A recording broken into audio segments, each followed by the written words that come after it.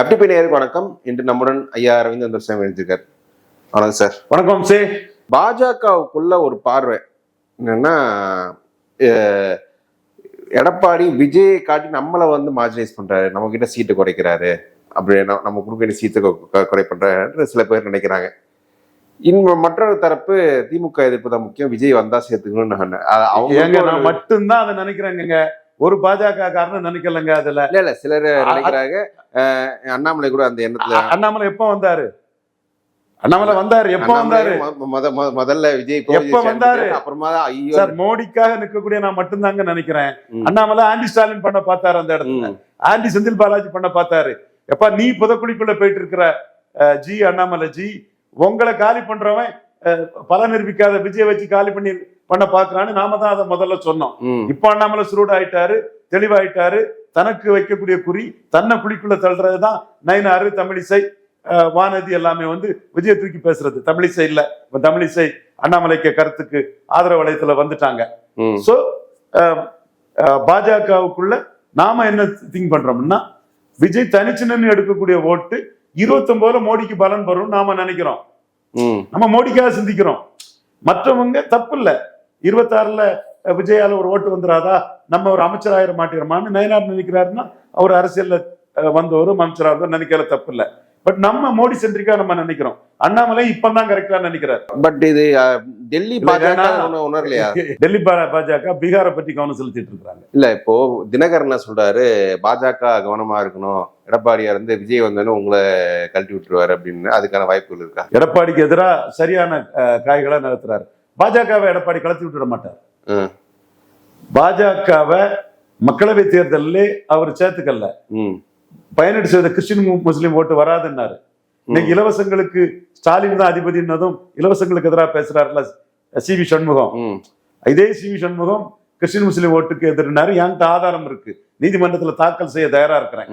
அந்த வழக்கு சம்பந்தமா நானே தேவைப்பட்டா அவர்கிட்ட கிராஸ் பண்ணுவேன், அதுக்கு நான் தயார் தான். டிஆர் பாலு அண்ணாமலை கிராஸ் பண்றாருல அதே மாதிரி. சோ அவர் அந்த கருத்தை சொன்னாரு, ஜெயக்குமார் அந்த கருத்தை சொன்னாரு, செங்கோட்டையன் அந்த கருத்தை சொன்னாரு. இவ்வளவு கருத்தை சொல்லி பார்லிமெண்ட்ல வேண்டான கட்சி கூட நீங்க ஏன் சட்டமன்றத்துக்கு போறீங்க? ஆர்டி டீம் பிரைம் மினிஸ்டர் மோடி மூலமாட்டும் அண்ணாமலை மூலமாட்டும் சீமான 18 ப்ரொஜெக்ட் பண்ணிட்டுன்னா அது 26,000. நம்ம 20ல தானே நிற்கிறோம். நம்ம 6% அவங்களுக்கு அதிகம். கெமிஸ்ட்ரியும் ஓரளவு இருந்ததுன்னா ஒரு 150-160 தொகுதியில நம்மள 3வது தள்ளிடுவாங்க அவங்கிறதுக்காக 2வது இடத்தை என்ஷூர் பண்ணதுக்கு தான் பிஜேபி கூட வந்தாரு. நான் அன்னைக்கே காலரை தூக்கி விட்டு சொன்னேன், ஆர்டி டீம் மோடிக்காக 20% உள்ள கொண்டு வந்திருக்கோம். எங்க வெற்றி எடப்பாடி சார். இப்போ ஐயா எடப்பாடி என்னையும் பாஜக பிரிக்க சதிங்கிறது ஆர்டி டீமா தான் சொல்றாரு. ஆர்டி டீம் வலுவானதுன்னு வேற யாரை விடவும் எடப்பாடி பழனிசாமிக்கு தெரியும். இப்போ எங்களோட இந்த கருத்து அண்ணாமலை கருத்தும் ஒரே புள்ளியில போகுது. அது ஓகேங்க. இப்போ எடப்பாடியால் விஜயை காட்டி பாஜகவை மார்ஜினைஸ் பண்ண முடியுமா? ஈஸியா பாஜக காரங்களை ஏமாத்திடுவாரு. அண்ணாமலைங்கிற யாரு? நயனாரு இவங்கதான் சீட்டை டிசைட் பண்ணுவாங்களா? டெல்லி பாஜக தான் டிசைட் பண்ணுது. டெல்லி பாஜக கிட்ட நான் என்ன சொல்றோம்னா, சீட் ஷேரிங்ல பிரச்சனை வரும்னா எடப்பாடி விஜயை தனிச்சு விட்டு எடப்பாடி விஜய் எடுக்கக்கூடிய ஓட்டு 29 மோடிக்கு பயன்படுங்கிறது தானே. விஜய மோடிக்கு சாதகமா பயன்படுத்துறதுக்கு அன்னையில இருந்து இன்னைக்கு வர நான் சொல்லிட்டு இருக்கிறேன். நான் மோடி கிட்ட கொடுத்த ரிப்போர்ட் இதுதான். விஜய் தனிச்சு நிக்கட்டு நமக்கு எதிராக பேசினவர் தான். தனிச்சு நிற்கும் போது 40% ஓட்டுக்கு மேல எடுத்து ஸ்டாலின் முதலமைச்சர் ஆயிடுவாரு. அதற்கான வாய்ப்புகள் தான் அதிகம்.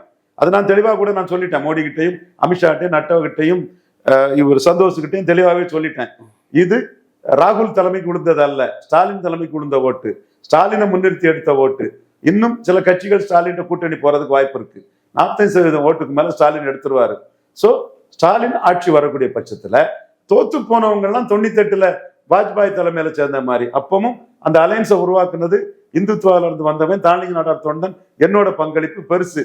பாமகவை அங்க எண்டு ஜஸ்டிஃபைஸ் மீன்ஸ் சேர்த்து வச்சதும் கலைஞர் அதுக்கு பிறகு என்ன பழி வாங்கினாரு, அது அவர் உரிமை.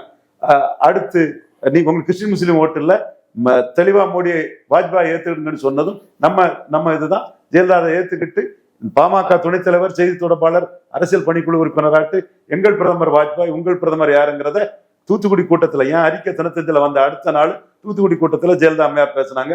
தன் வாழ்நாளிலேயே இன்னொருத்தரை ப்ரொஜெக்ட் பண்ணி ஜெயலலிதா பேசினது வாஜ்பாய் தான். அந்த மாதிரி ஒரு சூழ்நிலையில 29 தோத்து போன தனிச்சு நின்று ஒரு வாக்கு வலிமை எடுக்கக்கூடிய விஜய் உட்பட எல்லாரும் மோடி தலைமையில சேர்ந்தா பிராக்டிக்கலா மோடிக்கு 25 சீட்டு குறையாம வரும். இதுக்குதான் நான் உழைக்கிறேன். ஆண்டி ஸ்டாலின் அல்ல, இல்ல சார், நான் ஆண்டி ஸ்டாலின் அல்ல, துக்ளக் சத்ரியன் குருமூர்த்தி கிட்டே நான் அதை ஓப்பனா சொல்றேன். என் மோடி கிட்டே நான் அதான சொல்றேன், அமித்ஷாட்டே அதான் சொல்றேன்.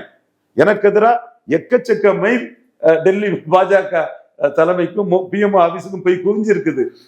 நான் வெளிப்படையா தான் எதையும் பேசி செயல்படக்கூடியவன். பட் ஆனால் மோடிக்கு நிழல் பேசக்கூடிய அமித்ஷாவே வந்து இந்த கூட்டணியை என்டார்ஸ் பண்ணிட்டாரு. இந்த கூட்டணி தான் அவர் என்டார்ஸ் பண்ண அவர் வந்து குறைந்த சீட்டுக்கு எப்படி அக்செப்ட் பண்ணுவாரு? எடப்பாடியோட டாக்டிக்ஸ் அவருக்கு தெரியாதா? அதுதாங்க, அண்ணாமலையை வச்சுதான் அதை தடுக்க முடியுங்கிறதுல நாம அதுல ப்ளே பண்றோம், பேசுறோம். இதுல அவர் வந்து எல்லா காலகட்டத்திலையும் take it or leave it offer கொடுத்துதான் ட்ரீட் பண்ணாரு. பாஜக ஆட்சியில இருக்கும்போது தான் நீங்க தனிச்சு நின்னு சொல்லும் போதே தமிழிசை அம்மையார் பதறிட்டாங்க. ஸ்டேட் கமிட்டி கொடுக்கறத வாங்கிட்டு 5 சீட்டு வாங்கிட்டு போயிட்டாங்க. தென்சென்னை கிடையாது, தூத்துக்குடி போங்க, தோக்குற சீட்டு தள்ளி விட்டுட்டாரு. அடுத்து எல் முருகன் 40 சீட்டு கொடுத்த போது பாமக அதிக சீட்டு கொடுத்தா பாமக ஏத்துக்கிட மாட்டாங்கன்னு 20 சீட்டு கொடுத்து அடிச்சு விட்டுட்டாரு. இதெல்லாம் கலைஞர் காலத்துல 21 சீட்டு வாங்கியிருக்காங்க, ஜெயலலிதா காலத்துல 7 சீட்டு வாங்கியிருக்காங்க. அப்போ இந்த கட்சி ஆர்கே நகர்ல நீங்க தனிச்சு நின்னு சொல்லி நோட்டாக்களை தள்ளி விட்டுட்டாரு. ஸோ நகர்ப்புற உள்ளாட்சியில ஒண்ணுமே இல்லாம போயிருவாங்கன்னு இவர் சேலத்துக்கு கிளம்பி போயிட்டாரு. பன்னீர் தான் ஒரு 5% கொடுக்கலான்னு சொல்லும் போது அண்ணாமலை தன் உழைப்பால 5% ஓட்டை எடுத்து வச்சாரு. அப்போ கூட சொன்னேன், என் தம்பி சீமானுக்கு அமைப்பு இல்லை, பாஜக டெல்லி பணத்திலையும் அண்ணாமலை இதுலயும் அவங்க இது பண்ணுவாங்கன்னு நான் சொன்னேன். அடுத்து மக்களவை தேர்தல் அண்ணாமலை 12 கேட்டார், இவர் 6க்கு மேல தரமாட்டேன்னாரு. முறிஞ்சு போச்சு. இப்பதான் நாங்க பிஎம்ஓக்கு கொடுத்துருக்குறோம். இவரை எம்பவர் பண்ணிட்டோம்னா, விஜயும் சேர்த்து இவரை எம்பவர் பண்ணி விட்டுட்டோம்னா 2 பேருமே ராகுல் காந்திக்கு நாளைக்கு 20-25 சீட் ஆஃபர் பண்ணுவாங்க. இதை எடுத்து எங்களுக்காக ஃபைட் பண்ணக்கூடிய ஒரு தன் லீடர்ஷிப்புக்காக எங்கள் கருத்து அண்ணாமலைக்கு லீடர்ஷிப். அப்போ அண்ணாமலை அந்த பாஜக ஒரு பெரிய கட்சியா இருந்தாதான் அண்ணாமலைக்கு லீடர்ஷிப் நிற்கும். ஸோ தன் லீடர்ஷிப்ல கவனமா இருக்கக்கூடிய அண்ணாமலை மட்டுமே ஸ்டேட் பிஜேபிக்குள்ள இதுல கவனமா இருக்கிறாரு. இப்போ நாராயணன் திருப்பதி எல்லாம் அதுல பேசுறாரு. தமிழிசையும் இப்ப அந்த லைனுக்குள்ள வந்துட்டதா சொல்றாங்க. பொன்னார் வந்து எடப்பாடி பண்றதோட வேற சிஎம் கேண்டிடேட்னா பெட்டர்னு சொல்றதா கருத்து சொல்றாங்க. என்றாலும் இதுல வந்து வானதி சீனிவாசன்லாம் களம் வரும்போது விட்டுருவோம்னு நினைக்க மாட்டோம். யாரையும் நாம முடிவெடுத்தா நாம யாரையும் விடுறது கிடையாது. அது நம்ம வரட்டு, நம்ம மோடிக்காக நிற்கிறோம், அது சென்றிக்கா பாதிப்பு இல்லாதவளதான் நம்ம போகும். நயனார் நாகேந்திரன் இந்த 2 பெரிய தலைகளும் எடப்பாடிக்காக தெளிவா நிற்கிறாங்க, விஜய் கொண்டு வர்றது தெளிவா நிற்கிறாங்க.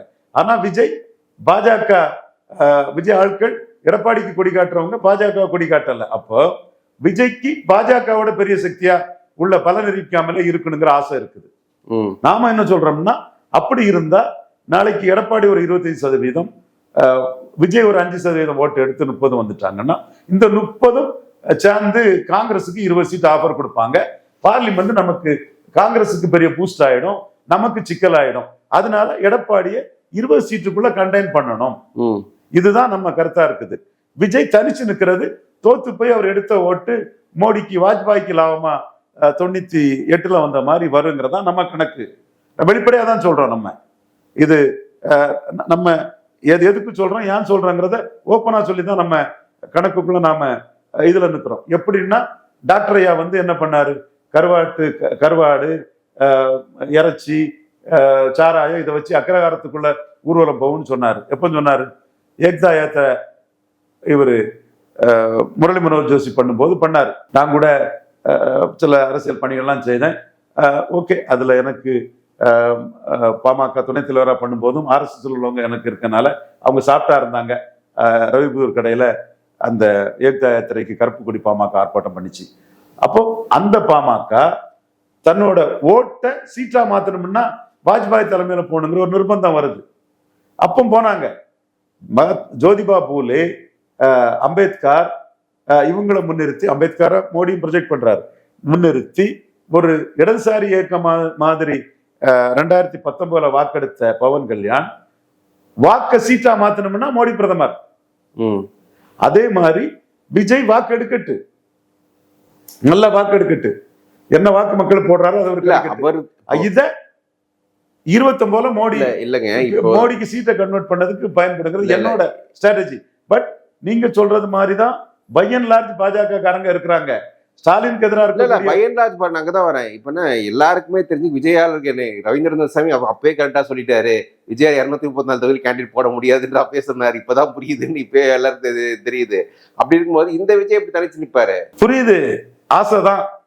மோடி 29ல மோடிக்கு ஒரு ஸ்ட்ரென்த் வரணும்னா இவர் கொஞ்சம் தனிச்சு நின்று கேண்டிடேட் போடுறது ஆசைதான். சீமான் சொல்றாரு தனிச்சு நின்றுட மாட்டான், எந்த தகுதியும் கிடையாது அவனுக்கு, அதுக்குள்ள எண்ண மட்டுமே கிடையாது, எடப்பாடி கிட்ட வாங்கி எனக்கிட்டே தரகர் வேலை பார்க்க வந்தான்னு சீமான் தெளிவா சொல்றாரு.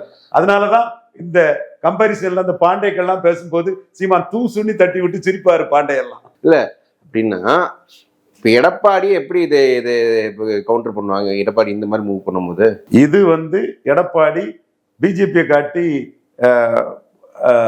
விஜய மார்ஜினைஸ் பண்ண பார்ப்பாரு, விஜய காட்டி பிஜேபியை மார்ஜினைஸ் பண்ண பார்ப்பாரு. அப்ப பிஜேபி என்ன பண்ணும்? பிஜேபி ஹெட்ரோஜினியஸ் என்டிட்டி ஒரு தலைமை ஒன்று இருக்குல்ல சார், அந்த தலைமை நம்ம சீட் நயினாரே நம்ம நிறைய சீட் வாங்கணும்னு நினைப்பார்ல சார்? கண்டிப்பா அவர் தலைமையில நயினார் நிறைய சீட் வாங்கணும்னு நினைப்பாரு. ஒவ்வொரு தலைவரும் தன்னுடைய தலைமை காலத்துல சாதிக்கணும்னு தான் நினைக்கிறாரு.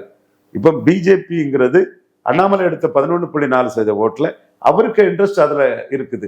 அவரே ஆரம்பத்துல தெரியாம விஜய ப்ரொஜெக்ட் பண்ணி ஏமாளியாக பார்த்தாரு. அது தெரியுது, புரியுதுல உங்களுக்கு? அது பிறகுதான் சதிகாரர்கள் சதி பண்றாருங்கிறத அலர்ட் ஆன பிறகுதான் அவர் இதுல கரெக்டா வராரு. ஓகே சார், இவ்வளவு தூரம் கேள்வி பதில் சொல்ல ரொம்ப நன்றி சார். தேங்க்யூ.